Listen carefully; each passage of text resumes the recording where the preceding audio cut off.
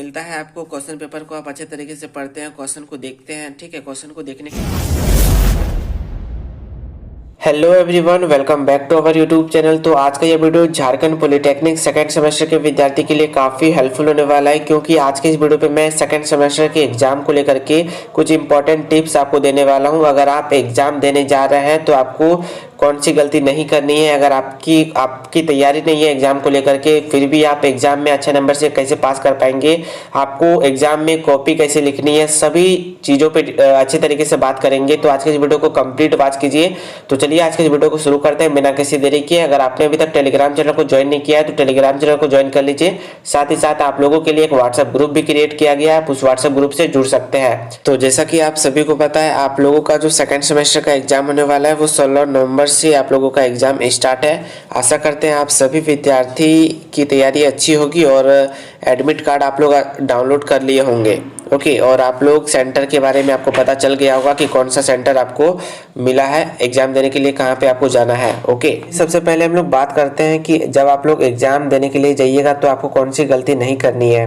Okay, तो exam जैसे ही आप लोगों का स्टार्ट होता है, एग्ज़ाम स्टार्ट होने से करीबन 15 मिनट पहले आपको एक OMR शीट दिया जाता है। उस OMR शीट को आपको अच्छे तरीके से भरना होता है। उस OMR शीट पे आपका जो बेसिक डिटेल होता है उसे भरना होता है। ठीक है, तो आपको उसके लिए 15 मिनट का समय दिया जाता है। जैसे कि कौन कौन सा डिटेल भरना होता है, जैसे कि आपका नाम हो गया, आपका ब्रांच हो गया, आपका जैसे कि ब्रांच हो गया, आपका रजिस्ट्रेशन नंबर हो गया, ठीक है, आपका सब्जेक्ट हो गया, आपका सब्जेक्ट कोड हो गया, ये सब डिटेल्स को भरना होता है। ठीक है, और बहुत सारे विद्यार्थी इसी में गड़बड़ी कर देते हैं।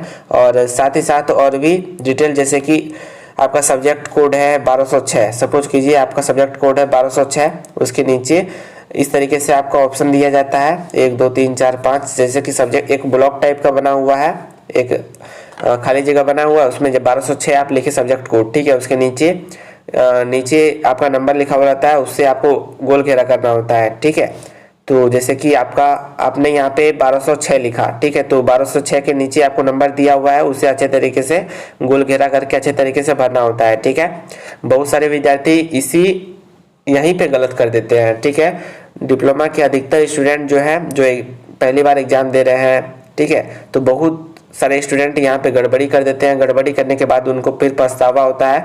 मतलब ये जो गड़बड़ी होता है बेसिकली हड़बड़ी में होता है गड़बड़ी। ठीक है, तो इसीलिए आप लोग जल्दीबाजी मत कीजिएगा। ठीक है, आपको इत्मीनान से सावधानी पूर्वक इस डिटेल्स को अच्छे तरीके से भरना होगा। ठीक है, अगर आप एक बार गड़बड़ी कर देते हैं तो फिर बाद में आपका जो रिजल्ट है वो पेंडिंग हो जाएगा। अगर एक बार रिजल्ट पेंडिंग हो गया तो आपको GOT इतना बार दौड़ना पड़ेगा कि आप सोच भी नहीं सकते हैं। ठीक है, बहुत ज़्यादा प्रॉब्लम होगा अगर आपका रिजल्ट अगर एक बार पेंडिंग हो जाता है तो। ठीक है, फिर रिजल्ट को सही करवाने में बहुत समय लग जाएगा आपका। ठीक है, तो इसीलिए आपको 15 मिनट का जो समय दिया जाता है, आप उस समय को अच्छे तरीके से यूटिलाइज कीजिएगा। जो भी डिटेल्स भरना होता है आप उसे अच्छे तरीके से समय लेकर के अच्छे तरीके से भरिएगा। ऐसा नहीं कि जैसे ही आपको वो OMR शीट मिला आप धड़ाधड़ ओवर स्मार्ट है, आपको पता है कि हाँ हमको ये सब तो सारा कुछ पता है, ठीक है, फटाफट एकदम भर दिए, बाद में पता चला कि गलती हो गया। ठीक है, गलती हो जाएगा तो फिर प्रॉब्लम है। ठीक है, और उसमें आप वाइटनर भी यूज कीजिएगा, ज़्यादा वाइटनर यूज कर दीजिएगा तो फिर उसमें भी प्रॉब्लम है, कंप्यूटर उसको रीड नहीं कर पाएगा। ठीक है, थोड़ा बहुत अगर वाइटनर यूज करेंगे तो चलेगा, लेकिन ज़्यादा भी वाइटनर यूज कर दीजिएगा तो वो भी नहीं चलेगा। ठीक है, इसीलिए सावधानी पूर्वक OMR शीट को भरिएगा, जो बेसिक डिटेल होता है। अगर OMR शीट को आप अच्छे तरीके से भरेंगे ही नहीं तो आप एग्जाम में चाहे कितना ही अच्छा लिख दीजिए, कोई फायदा नहीं होने वाला है, क्योंकि आपका रिजल्ट तभी ना बनेगा जब आपका जो आपका डिटेल है वो सही रहेगा, उसी के आधार पे ना आपका रिजल्ट बनेगा। ठीक है, और आप एग्जाम में भले ही 80 में 80 नंबर लिख करके आ रहे हैं, कोई फायदा नहीं है अगर आपने बेसिक डिटेल्स को ही गलती कर दिया है तो आपका रिजल्ट ही पेंडिंग चला गया। ठीक है, जहां आप टॉप करने वाले थे वहां आपका रिजल्ट में नाम भी नहीं आएगा।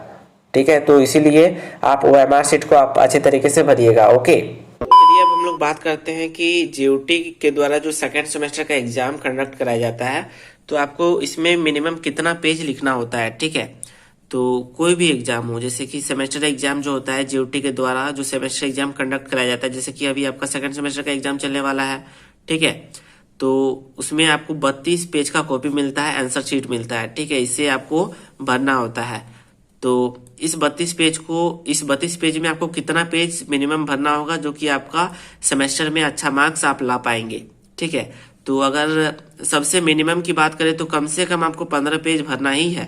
ठीक है, 15 पेज से कम नहीं भरिएगा, 15 पेज एकदम हर हालत में 15 पेज आपको भर के ही आना है। ठीक है, और अगर आप 20 से 25 पेज के बीच में अगर आप भरते हैं तो आपका बहुत अच्छा मार्क्स आएगा। ठीक है, बहुत अच्छा मार्क्स आएगा। 20 से 25 पेज अगर आप लिख देते हैं एग्जाम में तो आप एक्सपेक्ट कर सकते हैं कि आपका जो रिजल्ट है वो बहुत बेहतर आने वाला है। ठीक है, बहुत सारे स्टूडेंट तो 32 पेज भी भर करके आ जाते हैं एग्जाम में। ठीक है, तो आप भी कोशिश कीजिएगा जितना ज्यादा हो सके उतना ज्यादा पेज भरिएगा। तो चलिए अब हम लोग बात करते हैं एग्जाम में आपको कॉपी कैसे लिखनी है। ठीक है, तो सबसे पहले जैसा कि आपको पता है आपका जो पासिंग मार्क्स होता है, आपका जो एग्जाम होता है 80 मार्क्स का होता है, उसमें आपको 26 नंबर लाना पड़ता है मिनिमम। ठीक है, पासिंग मार्क्स आपका 26 है। ठीक है, अगर आप 26 नंबर लाते हैं तो आपका बैक नहीं लगेगा। ठीक है, अगर आप 26 से कम नंबर लाते हैं तो उस सब्जेक्ट में आपका बैक लग जाएगा। ठीक है, तो इसीलिए आपको सबसे पहला टारगेट रखना है कि 26 नंबर का आपको क्वेश्चन सबसे पहले अटेम्प्ट कर लेना है। ठीक है, तो सबसे पहले मेरा जो अप्रोच रहता है, सबसे पहले मैं एमसीक्यू करता हूँ। ठीक है, तो अगर आपको एमसीक्यू का आंसर पहले पता है तो आप एमसीक्यू क्वेश्चन को ही पहले कर लीजिएगा। ठीक है, एमसीक्यू में क्या होगा कि आपका मिनिमम 16 नंबर का तो एमसीक्यू रहेगा ही रहेगा, तो 16 नंबर तो आपका ऐसे ही क्लियर है। ठीक है, और उसके बाद 2 क्वेश्चन अगर छोटा मोटा बना लीजिएगा, 8 नंबर वाला 2 क्वेश्चन। ठीक है, 8 नंबर वाला अगर आप 2 क्वेश्चन बना लेते हैं तो 16 नंबर इधर आ गया, 16 32। ठीक है, 16 हो गया आपका 32, तो 32 नंबर आपका ऐसे आ गया। पासिंग मार्क्स है आपका 26 और आप 4 क्वेश्चन मतलब 3 क्वेश्चन बना करके ही आप 32 नंबर ले आएंगे। ठीक है, तो सबसे पहला टारगेट रखना है आपको 26 नंबर लाने का। ठीक है, 26 नंबर पहले ले आइए, उसके बाद फिर जो भी लिखना है आप लिख सकते हैं। क्वेश्चन पेपर मिलता है आपको, क्वेश्चन पेपर को आप अच्छे तरीके से पढ़ते हैं, क्वेश्चन को देखते हैं। ठीक है, क्वेश्चन को देखने के बाद आपको आइडिया हो जाता है कि आपको कौन कौन सा क्वेश्चन का आंसर पता है। ठीक है, जिस भी क्वेश्चन का आंसर आपको पता होगा अच्छे तरीके से, उस क्वेश्चन का आंसर को आपको सबसे पहले लिखना है। ठीक है, जैसे कि ये सपोज कीजिए एक कॉपी है। ठीक है, सपोज कीजिए मेरा आंसर शीट है 26 पेज वाला, जो 32 पेज का होता है ना, 32 पेज का आंसर शीट है सपोज कीजिए ये वाला। ठीक है, तो सबसे पहले मुझे जो भी आंसर पता है वो सबसे पहले मैं लिख लेता हूँ। उसके बाद ठीक है, जो भी सबसे पहले मुझे आंसर पता है वो मैंने लिख लिया। ठीक है, अब मुझे वैसे क्वेश्चन को हैंडल करना है जो कि अच्छे तरीके से मुझे नहीं पता है, जिसमें कि डाउट है थोड़ा बहुत, वैसे क्वेश्चन को फिर बनाना है। ठीक है, सबसे पहले जो आपको पता होगा उसको बनाना है। ठीक है, उसके बाद जो आपको थोड़ा बहुत डाउट लगता है उस क्वेश्चन को फिर अटेम्प्ट कीजिएगा। उसके बाद सबसे लास्ट में क्या करना है आपको, जो क्वेश्चन का आंसर आपको पता हो अच्छे तरीके से उसका आंसर यहाँ पे लिखिएगा। ठीक है, मतलब कि सबसे शुरू में और सबसे लास्ट में आपको अच्छे तरीके से लिखना है। ठीक है, क्योंकि कॉपी जो चेक होता है सबसे शुरू वाला ही आंसर कभी कभी पढ़ लिया जाता है या फिर सबसे लास्ट वाला ही आंसर पढ़ लिया जाता है। ठीक है, उसी के हिसाब से आपको फिर नंबर बैठा दिया जाता है। ठीक है, उसी के हिसाब से आपका जो पूरा कॉपी का है मूल्यांकन कर दिया जाता है।